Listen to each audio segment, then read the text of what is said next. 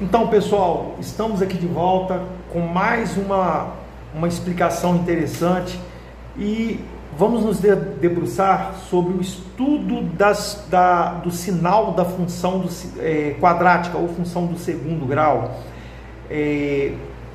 Vamos colocar aqui passo a passo um estudo aqui bem tranquilo, bem devagar, para que você possa entender, porque isso aqui é um tópico importante para que você caminhe aí no pré-cálculo, aí no cálculo que você vai estudar aí à frente aí, se deparando aí na universidade, ok, pessoal?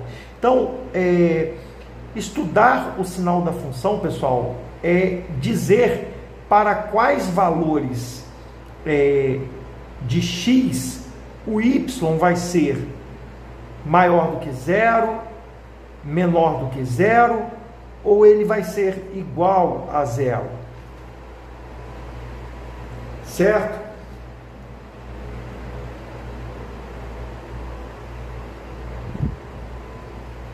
Então, para tanto, nós vamos seguir um roteiro aqui, de tal modo que esse roteiro, ele, por assim dizer, ele não muda, não há o que mudar muito pelo raciocínio. O raciocínio é bastante similar para várias questões, por isso o estudo fica muito tranquilo de se entender. A gente começa fazendo o seguinte: a gente faz o f de x, que é o próprio y, igual a zero. Quando eu faço isso, eu estou calculando a raiz ou zero da minha função. Raiz ou zero. Calcular a raiz ou zero, pessoal, é calcular o valor para o qual você torna o y igual a zero. Quando você encontra um valor para x, acaba anulando o meu y ali que eu tenho na função, ok? Então, como é que a gente faz para achar a raiz ou zero de uma função? No primeiro momento, você pega e iguala o y a zero. Você faz com que o y seja zero. Quando o y assumir o valor zero, o que acontece? Eu vou ter o quê? Eu vou ter x ao quadrado menos 5x mais 4 igual a zero. E daí? E daí agora que nós estamos diante de uma equação do segundo grau, onde cabe a gente destacar umas coisas interessantes, umas informações interessantes.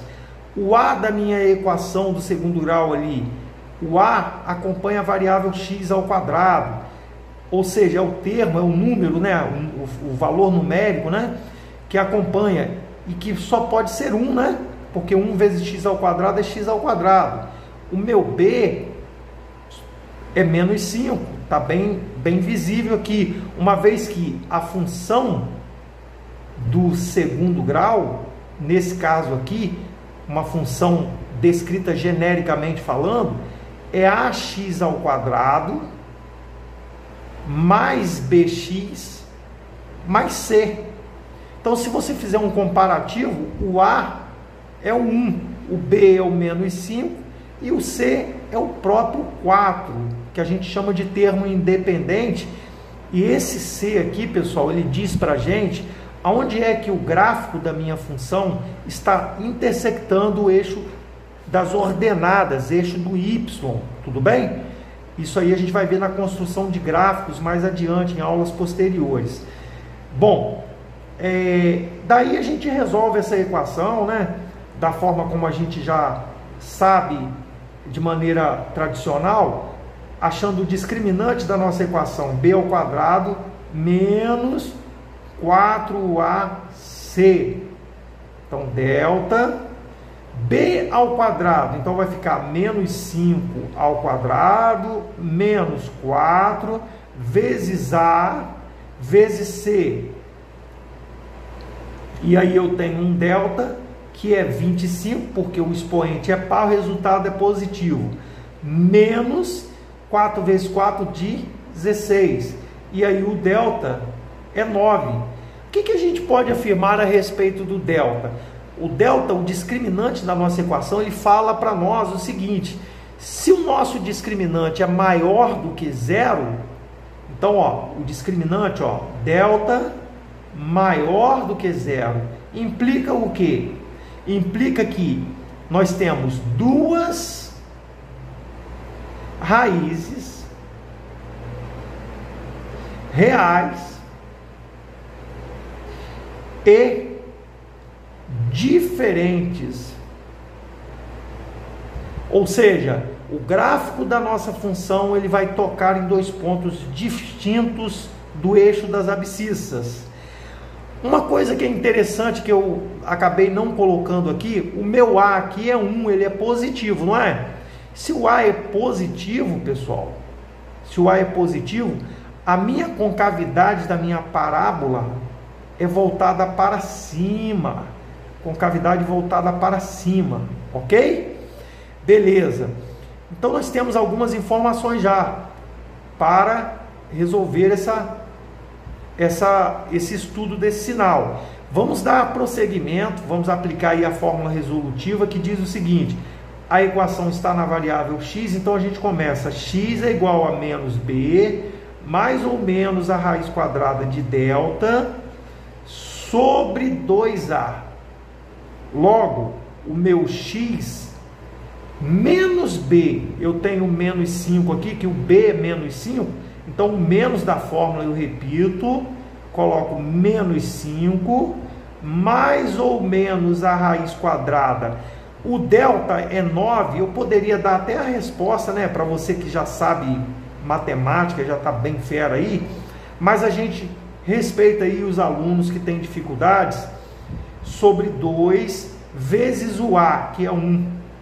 E aí a gente tem um x, que é menos com menos dá mais, ficou 5, mais ou menos, a raiz quadrada de 9 é 3, sobre 2 vezes 1, 2. Note que encontrei um x' ou x1, como queira, que vai dar o seguinte: 5 mais 3, 8, dividido por 2, 4. E um x duas linhas, eu tenho 5 menos 3, 2 dividido por 2, 1. Perceba, esses dois valores são os valores para os quais torna a minha função igual a zero. Torna o meu y igual, torna a minha função, torna minha função igual a zero. Ou seja, esses pontos aqui são os pontos em que o gráfico intersecta o eixo das abscissas. Professor, faz um esboço aí, um esboço e não o gráfico propriamente dito, deste estudo que nós fizemos até agora. Perceba, nós temos aqui a reta real, aonde eu tenho o eixo das abscissas. Eu sei que a concavidade é voltada para cima, tá? Tocando em dois pontos distintos, né? Aonde o x' evidentemente vai ser o menor, né? Nós vamos colocar como forma, na ordem aqui, o menor primeiro, né? Primeiro vai o 1, depois vai o 4. Perceba o seguinte: imaginariamente você tem o eixo das ordenadas aqui. Logo, acima, quando você escreve aqui, ó, e não é o gráfico que eu estou construindo aqui, eu estou apenas mostrando para vocês como é o processo. Pense no eixo Y aqui, ó. Pense no eixo Y aqui, ó, tá? Lógico que o nosso gráfico ele vai tocar aonde? No 4 aqui, ó, no 4, né? Vai intersectar o 4. Pense o seguinte: para valores menores que 3, nós vamos encontrar valores o que? Maiores para y. Então, ó, para cá eu vou encontrar o que? Sinais positivos para y. E para cá, ó, eu vou encontrar valores também positivos, porque eu vou projetar imagens, eu vou projetar, vou pegar qualquer valor que sejam abscissas aqui depois do 4, quando eu projetar no eixo Y, eu vou encontrar valores cada vez maiores. Maiores quer dizer positivos, né? Então, a esquerda de 4 positivo. E entre as duas raízes, note que essa região que está abaixo do eixo das abscissas, que aqui é o 0, né? Que o eixo, o plano cartesiano, ele é ortogonal e o encontro dos eixos é a origem. Note que nessa região aqui, eu vou encontrar o quê? Qualquer valor que eu pegar aqui, eu vou encontrar projeções no Y que são negativas. Então aqui vai ser tudo negativo. Perceba o seguinte, vamos fazer o estudo do sinal dessa função. O que é estudar o sinal da função? É dizer que estudo do sinal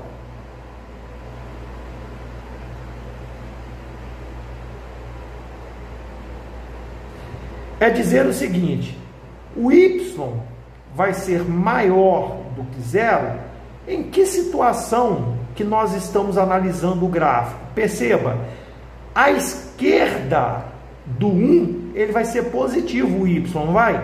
Então, ó, quando ele assumir valores para x menores que 1, então, ó, para x menor que 1, ou o que, pessoal? Por que ou? Porque é uma união de intervalos. Ou x maiores do que 4.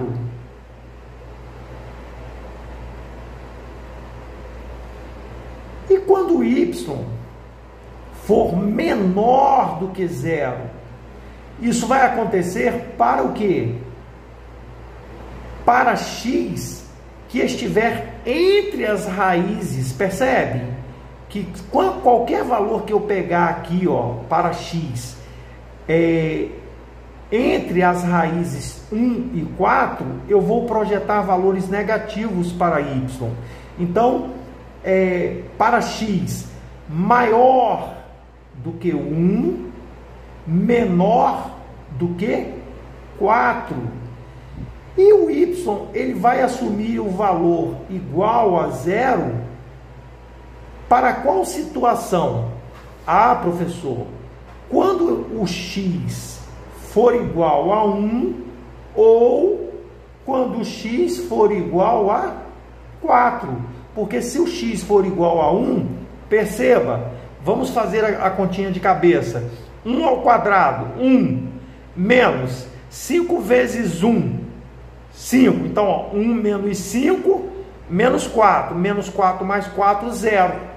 Então, ó, o y passa a ser 0.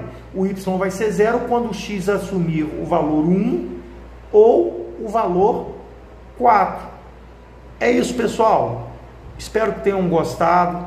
Se isso aconteceu, deixe o seu like, deixe os seus comentários. Se você pensa essa questão, se ficou confusa, etc., compartilhe e se inscreva no canal caso você não seja inscrito. Acione os sininhos das notificações aí.